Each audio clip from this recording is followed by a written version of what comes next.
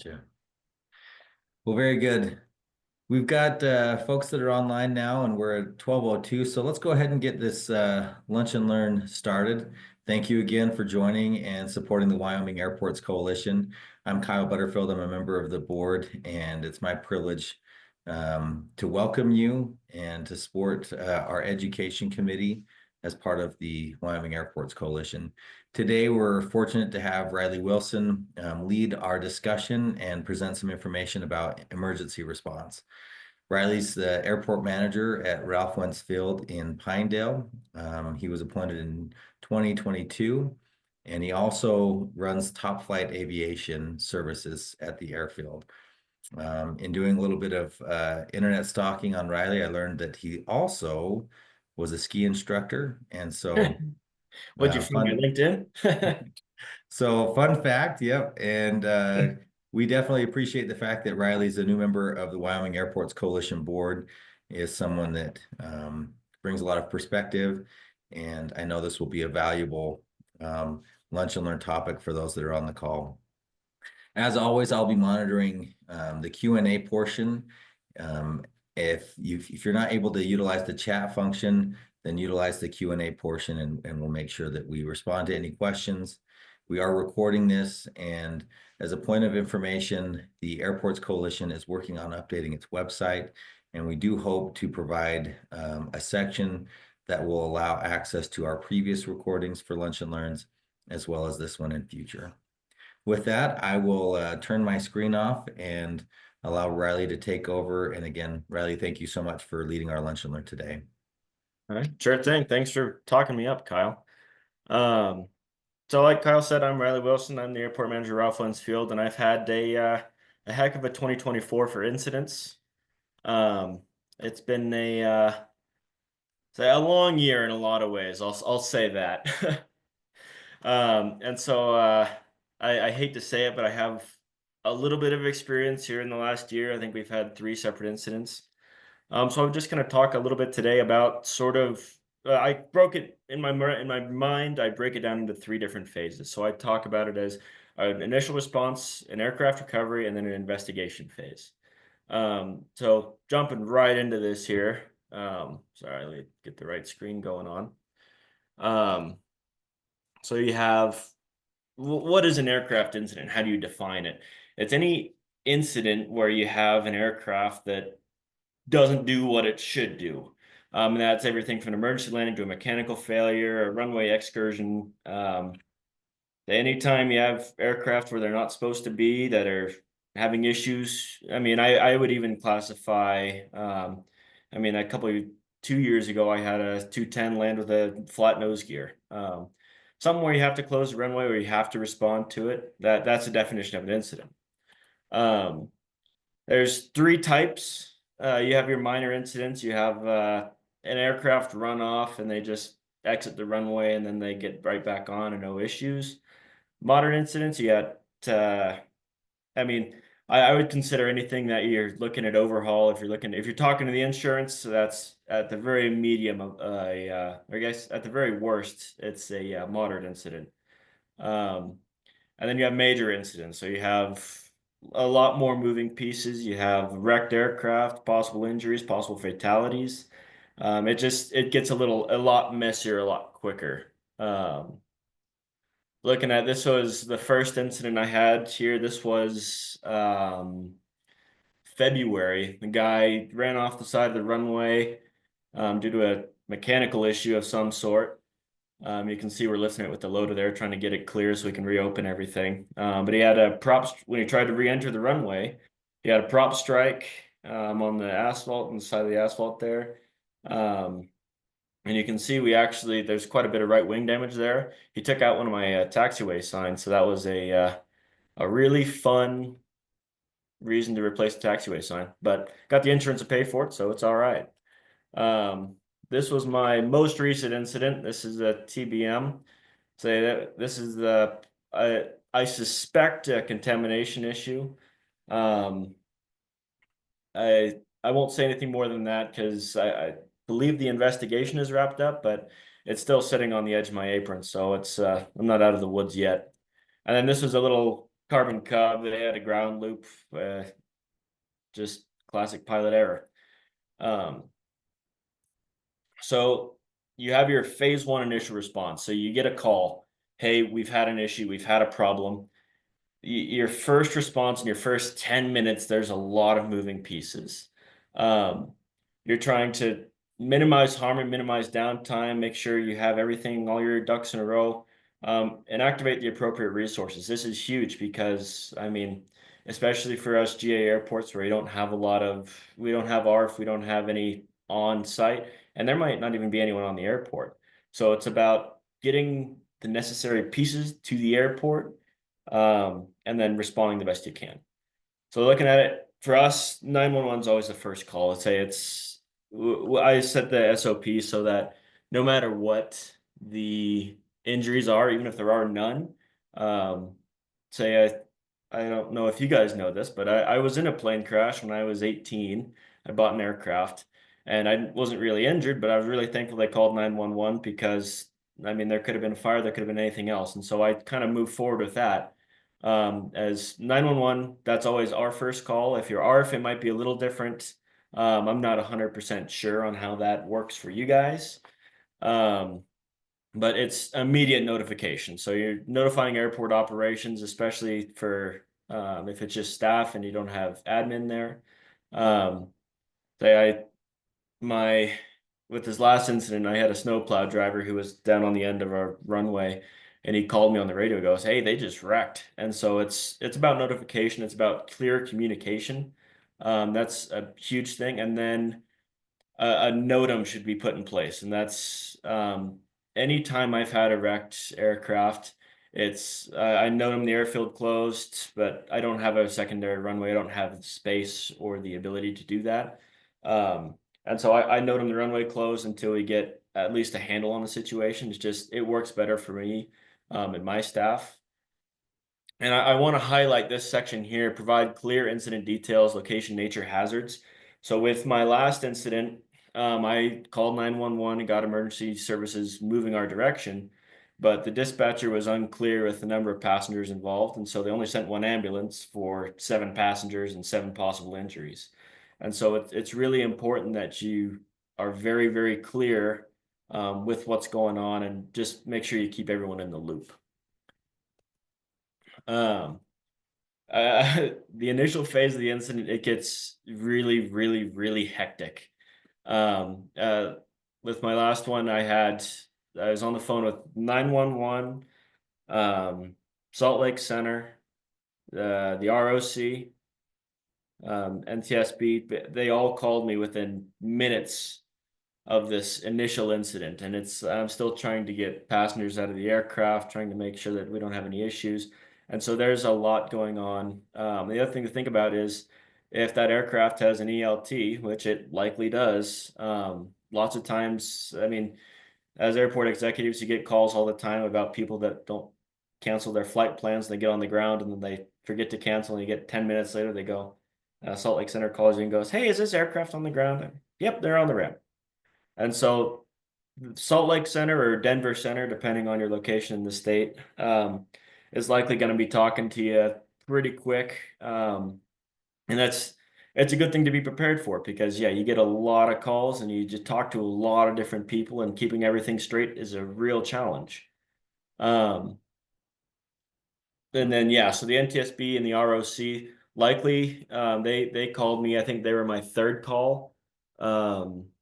But they'll call you and talk to you, and then if you have the pilot there, if there's no incapacitation, if they're able to speak, they'll ask to talk to the pilot. They'll ask for a tail number, any information that you know. It's important that you give them at that time because, I mean, your memory changes pretty dang quick. The other thing I'll point out is document everything. I can't tell you how many pictures I have of all of these wrecks. As bad as it is, I have a collection of them at this point. But document everything down to your current AWOS situation, your current present weather conditions. Take a picture. I mean, if you have an incident, take a picture of what the weather looked like. It won't hurt to have. I mean, if that's not If that's no factor, then that's no factor, but it's never a bad idea to have a solid picture of what the weather looked like as close to the time of incident as possible. Take a picture of your runway. Make sure you have, if you have a contaminated surface, that's something to look at. But yeah, document everything, every angle you can get of the aircraft as it sits, what it's doing, baggage in the back. I mean, this is all stuff they're going to look for. And with my most recent incident, I have pictures of all the baggage stacked in the back because there was a whole lot of baggage stacked in the back of the aircraft. And I didn't weigh any of them, but just having that picture, it's a tool for the NTSB when they investigate it later. It's a tool for them to have and to continue to use. So response team. So you have an immediate response. So you have people out there. So no matter what, I mean, if it's my airport, I always try and be on the scene as fast as I possibly can, barring outside circumstances like I'm out of the country, which is not very often.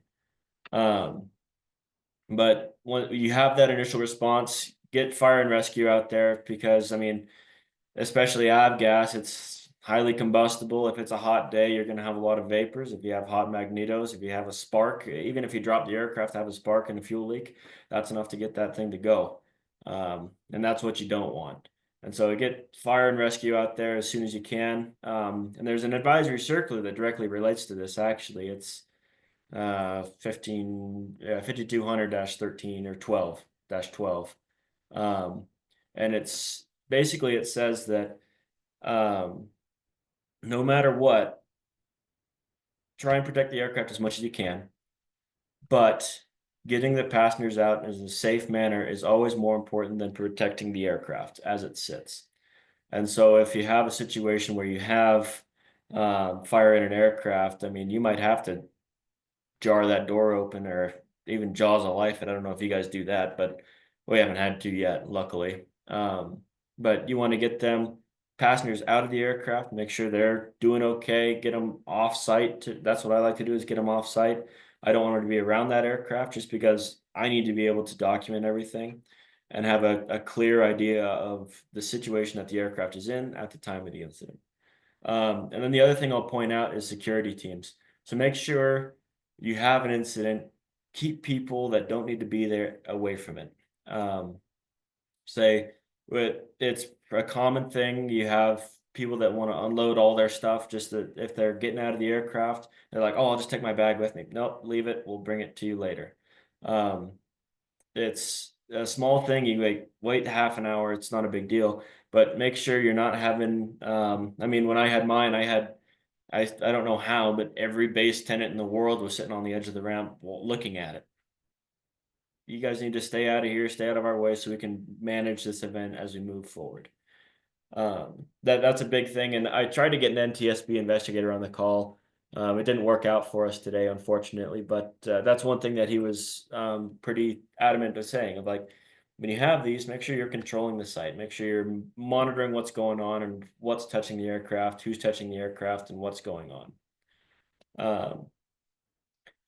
So the other thing is PPE. If you have, I mean, jet fuel, it's not too bad. I have been soaked with jet fuel plenty of times, but make sure you have PPE in place for these first responders, especially for non-ARF. I mean, they might be walking in there with half cocked. I mean, it's one of those, and make sure you have the PPE in place because if you have injuries in a plane crash, why add more due to bad PPE? And then once again, document the scene. So you have your initial response, you get done, you have people out of the aircraft. All of a sudden, then your immediate focus goes to, what do I need to do to get my airport back up and running? So that's the phase 2, is recovery of airport operations. You're recovering the aircraft, making sure it gets cleared, and just making sure that you can continue your operations as they should. So likely what you'll be doing at this point in time is assigning an incident commander if you're using the ICS model. I mean, find someone who's in the know enough that can be an incident commander and mobilize the resources you need to. For me, I utilized my local emergency management, I don't want to say team, but personnel. because that's what he does. That's really what he's good at. And that's what he's able to do. I can talk to him as kind of the airport side of things, but when it comes to managing all of the emergency response people, that's what it is. Establish an incident commander, and then understand what the situation is with the aircraft. I mean, if you have a Falcon 900 that has a runway excursion, it's a much different problem than a ground looped Carbon Cub. I mean, there's a lot going on with that's the other problem, is that you have lots of issues with aircraft types, especially as a GA airport where, I mean, I can tell my local fire department that we have a Falcon 900 off the runway here, and they go, we don't know anything what that is. And so if you're in that position where you have to talk to these people, be clear with what it is. Hey, I got a jet on the side of the runway. Hey, I got a prop aircraft on the side of the runway. Make it plain terms, because we speak a language that they don't in a lot of ways. And while it seems silly for us because we know it, but it's about making it as easy as possible for them to respond. But along with that, if you have an aircraft off to the side, wrecked aircraft, you have issues. If it's on the gear, that's one thing. Yeah, on my first incident, we had 2 gear remaining. We had 2 landing gear that we were able to use. The other one, we had 1 and 0. And so you have a problem with stability. What's it going to do? How's it going to sit? I mean, if it's sitting there, it might move on you, especially as the CG changes, as fuel leaks out of it or passengers get out of it. Just make sure that you have an idea of what that aircraft can do if it's sitting there. The other hazards to think about are fuel spills, fire, and electrical risk. So if you have, like my TBM that wrecked, they had 160 gallons of fuel on board. Then I knew that because I fueled them. So I put 80 aside on, but we could see it leaking a little bit from one wing, but that's all we could see. We didn't know anything else, and it's snowy out, so it's not like you're seeing it in the dirt. All you could do was smell it. And so in my mind, it's always a better idea that you have an understanding of, if you at all possible, understand how much fuel is on the aircraft and how much can it possibly lose and what's it going to do if it loses all of it. And then obviously fire and electrical. Any fire is a bad thing, no matter what. In electrical, it makes fire. So, and then impacts on airport operations. So always understand what's going on. If you have an aircraft that's off in the RSA, you can't open that runway till you get it clear. That's because it's object free. You're going to make sure there's no objects in it. And so you have to understand, what do I need to do as an airport administration to get this airport back up and running to minimize delays? And these are the questions that I ask myself. What do I need? Are runway conditions safe to reopen? This last incident, we had really wet snow and it froze, so I didn't reopen the runway, because the other thing is I couldn't get the aircraft out of the way because my object free areas weren't clear.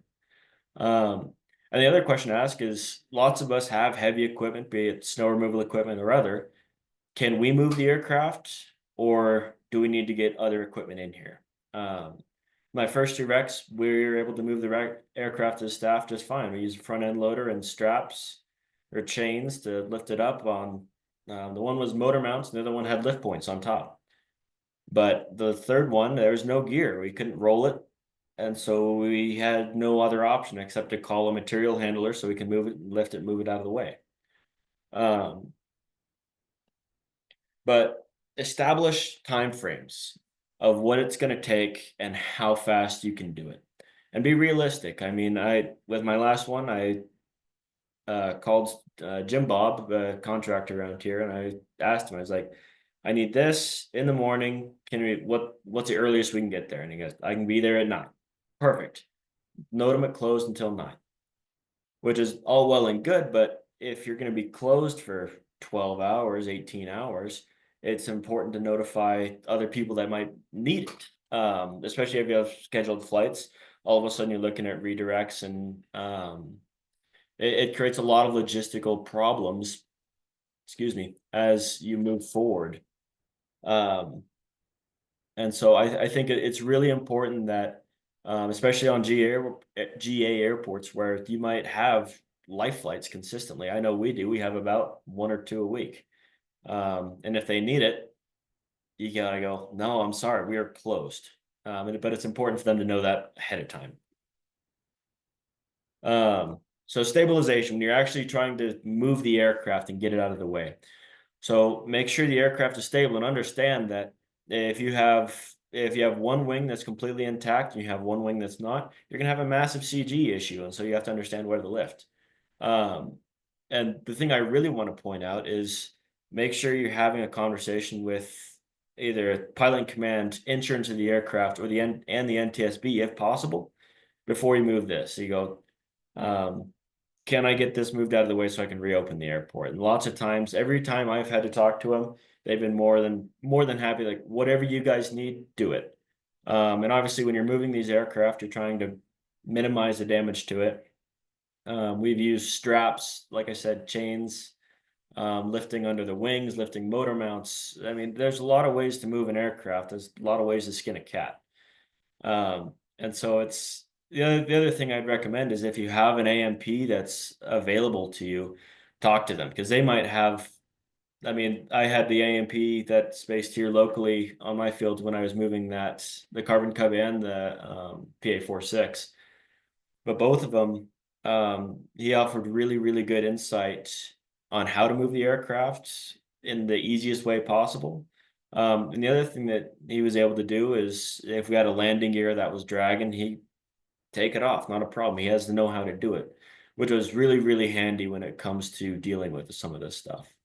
But that's the biggest thing is make sure that you have an understanding of, and the other thing is where you're going to put it. If it's leaking fuel, you don't really want to set it on the asphalt, but you can't set it anywhere else. If you're worried about snow, that's a whole other issue. And so it's not a bad idea to make a plan and understand where you're going to go with this aircraft afterwards. Then the other thing to think about is when you have fuel in the aircraft, you might have 150 or 1,500 or 1,000, or I guess 10,500. It just depends on the aircraft. I don't think we have any of those that big showing up in Pinedale. Like, no, we definitely don't. But the biggest thing is all of a sudden you have a fuel spill on the airport, and that's DEQ reportable. I've spoken with her quite a bit. Her name's Kate Miller. She's lots of the times the specialist for fuel spills and that kind of remediation. But have a conversation with her and understand, okay, well, we're leaking 160 gallons, 110 gallons. Estimate to the best of your ability. And I would always assume that every single drop on board is going to end up in the dirt because it's remarkably easy for fuel cells to rupture. And so we see there's different volumes depending on the DEQ rules are all they're pretty decent and they're very, I think, reasonable in a lot of ways. But it's a good idea to have some sort of understanding as you move forward into this problem. So you get the aircraft moved and you got a big old puddle of fuel sitting in the dirt and you got to call someone to clean it up. But understanding the fuel types, understanding how much on board, and having those conversations with the DEQ, that's always really important to do. And then, so you get the aircraft moved, you have a plan for fuel spill remediation. That doesn't have to be instant. It can be a day later, 2 days later. You're trying to get it as fast as possible so it doesn't soak into any waterways or get way down where you have to really dig for it. But likely, I mean, you'll do the best you can with as fast as you can with the staff you have. So do a runway inspection. Make sure that a wrecked aircraft didn't do any damage to your airside services, and make sure everything's still safe and everyone can be happy. The other thing I would recommend is I run the FBO, so I just took a sample from the fuel because I fueled them. I knew where it came from and I knew what to do. But for those of you with private FBOs, have a conversation with them, see if you can get any quality assurance records or anything, records of sumps, records of any of the field tests they have to do. And then if possible, get a small sample. It only has to be a mason jar full. But then if you need it, it's done. lots of times, especially with engine failures or anything like that, they'll be looking at the fuel. And so it's a good idea to have a little bit of it as soon as possible after the incident. And then restore your airport system. So make sure that all of your lights are still doing okay. Make sure, I mean, we had our first wreck, they took out our taxiway sign. Make sure you put a NOTAM out on it, understand how is this going to affect our operations? What is this going to do? NOTAM it, get everything ready to go, and then you're ready to reopen the airport. So if you don't have a cleared runway immediately, how do you minimize delays for other aircraft? The biggest thing in my mind is communication. If you have a secondary runway that's unaffected by the incident, direct everything to that and put a NOTAM out for a single runway closure. A taxiway closures, just to make sure everything's clean and you don't have people showing up where they shouldn't be. Communication with the flying public is the biggest factor when it comes to maintaining a professional airport through an incident, in my opinion. I think it's incredibly important that you have solid communication with anyone that can be flying. That includes your base tenants, your regulars that you get in consistently, anyone that you can tell and make sure have a good, solid communication with them that this happened. We're working on getting it done. Expect runway reopen in 12 hours. Even something like that, a simple phone call can go a long way as it comes to mitigating delays and problems. So at this point, you have all of your runways, everything's back open. You have your aircraft recovered and set aside. At this point, you're going to be sliding into the investigation of the incident. Lots of times at this point, the NTSB will assign an incident investigator, depending on the wreck, obviously. So the first two I had, they didn't come out, but the third one they did. And it just has to do with staffing and then the severity of the accident as well, and the value of the aircraft that has the biggest to do with it. And that's a whole nother problem is when you have an investigator here, you want to get it in a hangar so they can sit there, but then you have to figure out how to move a wrecked aircraft into your hangar. So there's lots of challenges that come with this. The biggest thing throughout all of it is communication. Communicate to your investigators, communicate to everyone. So as you're moving the aircraft, obviously, or finishing moving the aircraft, you're trying to preserve as much of the aircraft as possible in post-incident condition. You're collecting any witness statements, finding out, did anyone see this happen? Do we have cameras? Do we have, I mean, everything. That's when the NTSB was here for my last one, they're looking at cameras, they're looking at every piece of information they could find just to try and truly understand what happened with the aircraft. And then the other thing I would recommend is consolidate that information, make it an easily digestible, easily shareable format, just because it makes it even easier for everyone involved. Because you'll have to talk to many people about it, but including our, it's the head of Whiteout Aeronautics. I always blank on his name. I had to ask AJ to forward me his email because I couldn't find it on their website. But make sure you're telling these people because you have an obligation to report it to the state when you have an incident. And then obviously your FSDO, making sure that everyone who needs to know knows. The next thing I would recommend is conduct an internal investigation to understand that what risks were created by coming to this airport. Was there anything that we could have done better? Do an internal audit of what it looks like and what could have happened, and then write a report on it. Report the timeline of events as far as root cause analysis to the best of your ability, and any possible corrective actions to prevent reoccurrence. It's hard as airport executives because we're not the pilot in command. We don't make decisions for the aircraft. But there's a good amount of ones where you go, what are you doing, man? And sometimes that's all you need. You go, what are you doing? I don't think this is a good idea. Let's have a conversation about this. Let's figure out a better solution. Because I can tell you with my last incident, they landed below minimums. They were marred. It was less than a quarter-mile statute visibility with a 400-foot ceiling and active precipitation with a 0-degree dew point spread.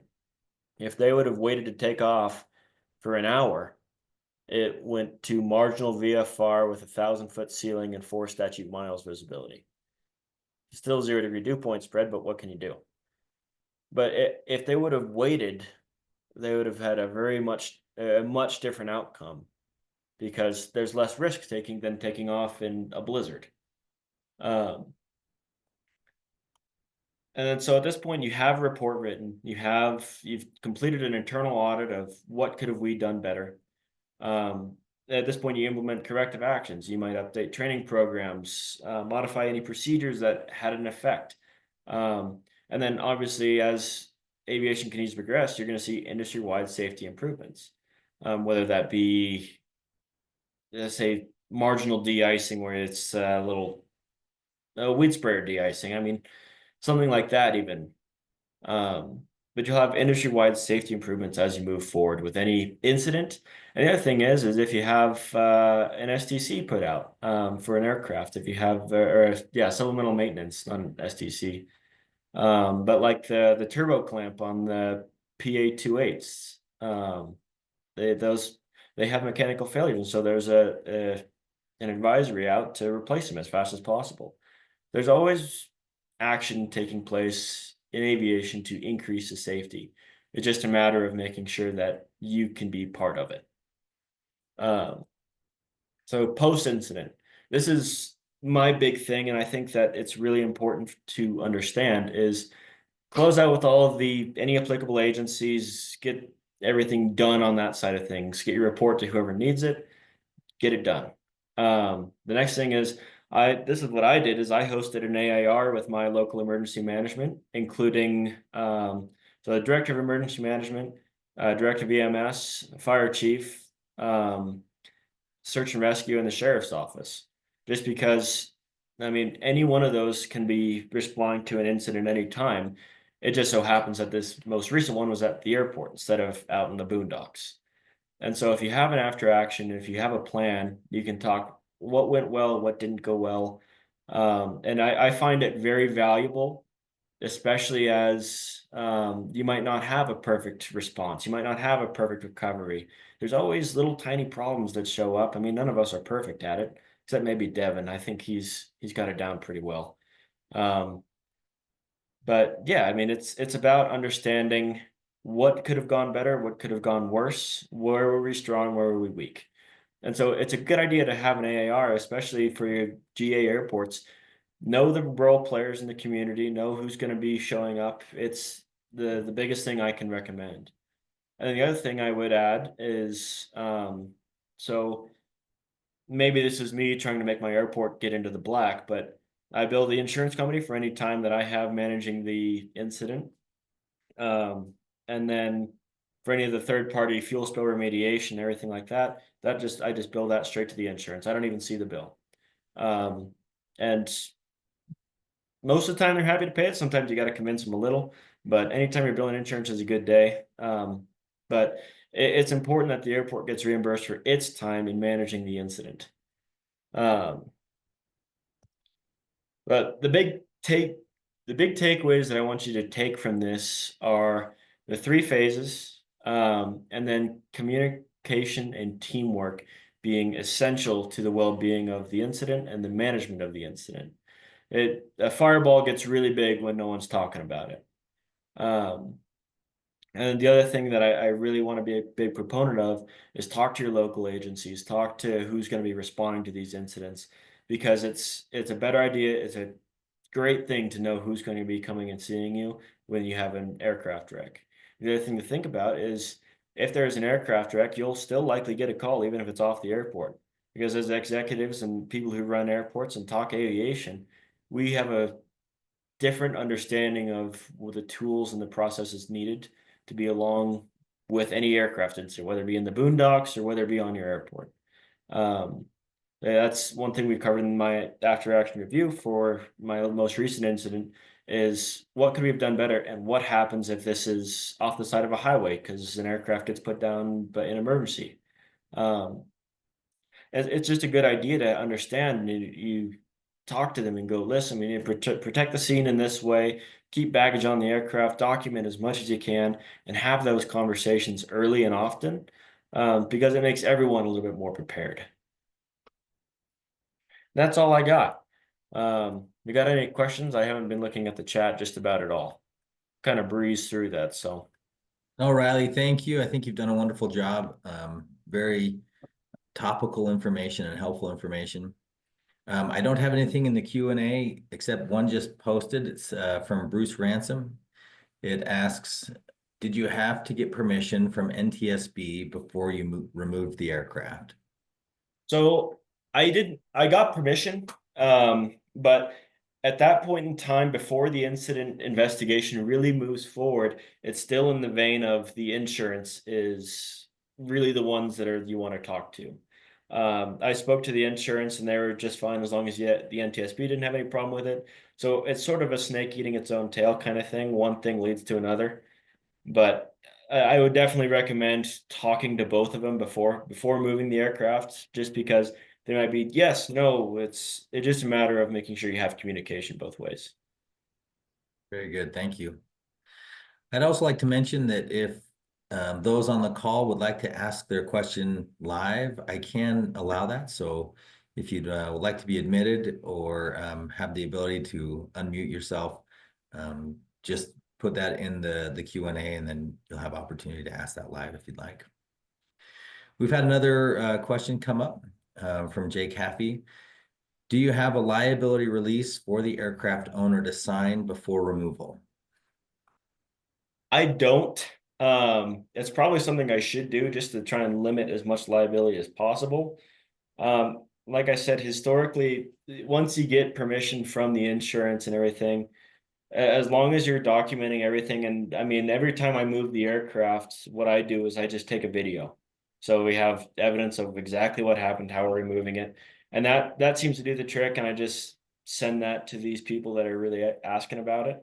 But that's probably a thing I should do is make a liability release for the airport in situations like that.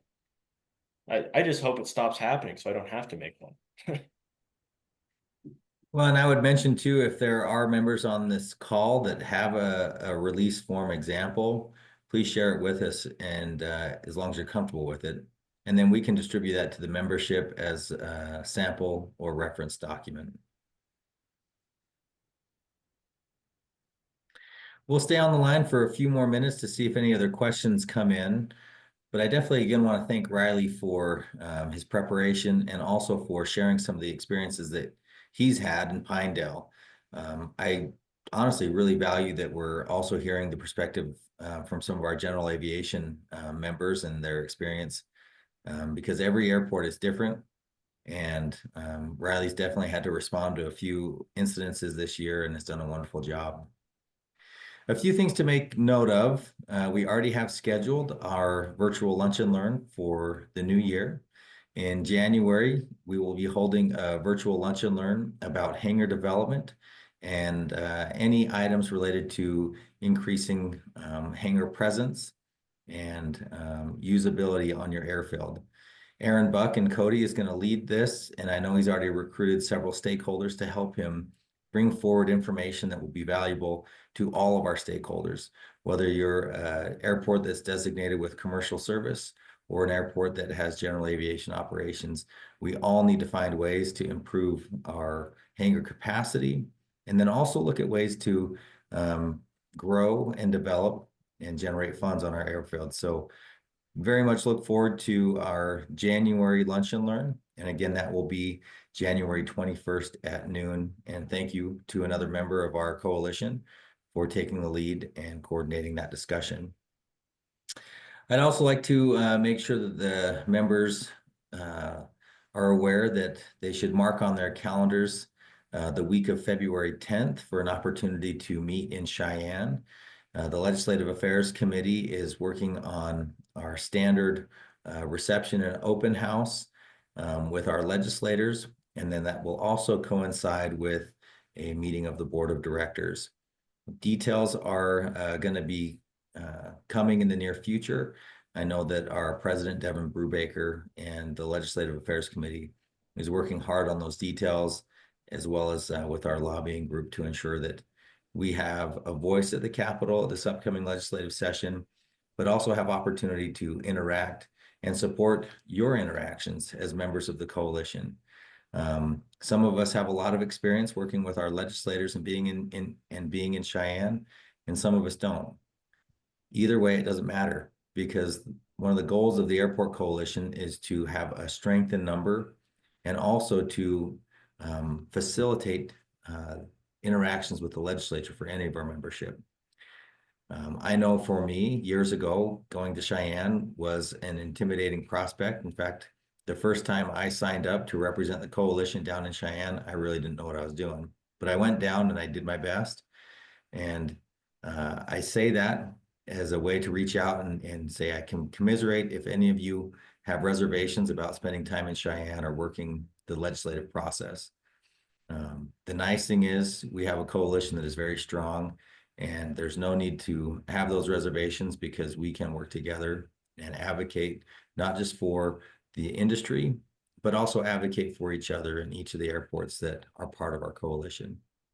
So please look forward to the upcoming communications and reserve on your calendar that week of February 10th, and look at the opportunity of coming down to Cheyenne and helping out our efforts as we get into the legislative session. I've been monitoring the Q&A. It doesn't look like we have any other questions that have come forward. If you do have questions, don't hesitate to reach out to any board member of the coalition.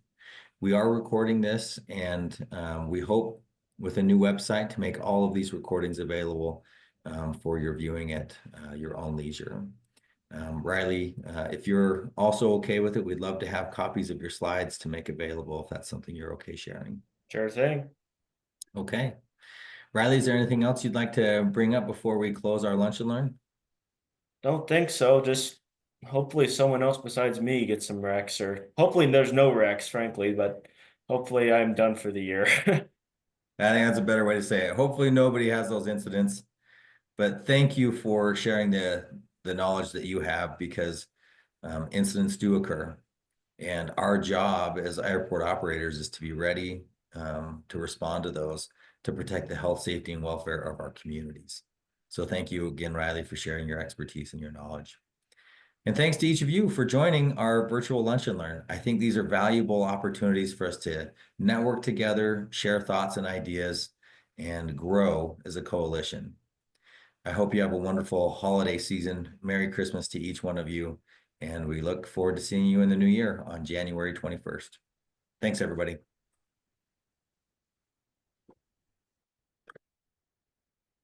Oh, we just had a question about the ETA of the new website. It'll be the first of the year for those that are still on. Thank you.